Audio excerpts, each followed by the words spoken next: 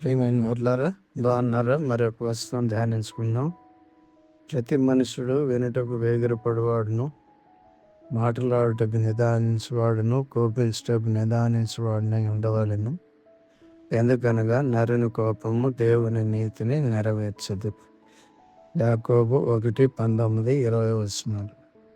మనుషుని కోపము మరియు దేవుని కోపము. మనుషుని కోపము కయ్యూను వలె పాపము చేయుటకు చోటియ్యకూడదు. మోషే కోపముతో ఇశ్రాయేలును ద్రోహులారా అని అన్నాడు. సహోదరులారా, ఒకనికి విరోధంగా ఒకడు మాటలాడుకుడి. తన సహోదరునికి విరోధంగా మాట్లాడి తన సహోదరునికి తీర్పు తీర్చువాడు ధర్మశాస్త్రమునకు వ్యతిరేకముగా మాట్లాడి ధర్మశాస్త్రమునకు తీర్పు తీర్చుచున్నాడు. నీవు ధర్మశాస్త్రమునకు తీర్పు తీర్చిన యెడల ధర్మశాస్త్రమును నెరవేర్చువాడవు కాక న్యాయము విధించువాడవైతవి. ఒక్కడే ధర్మశాస్త్రమును నియమించి న్యాయము విధించువాడు. ఆయనే రక్షించుటకును నశింపచేయుటకును శక్తిమంతుడై ఉన్నాడు.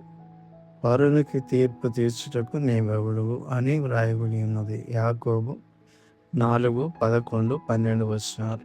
కానీ దేవుని కోపము ఎల్లప్పుడూ నీతిమంతులకు విరోధమైన భక్తిహీనులందరి మీద ఉంటుంది. దేవుడు మీ అందరిని దీవించి శాంతముతో జీవించుటకై సహాయపడగాక.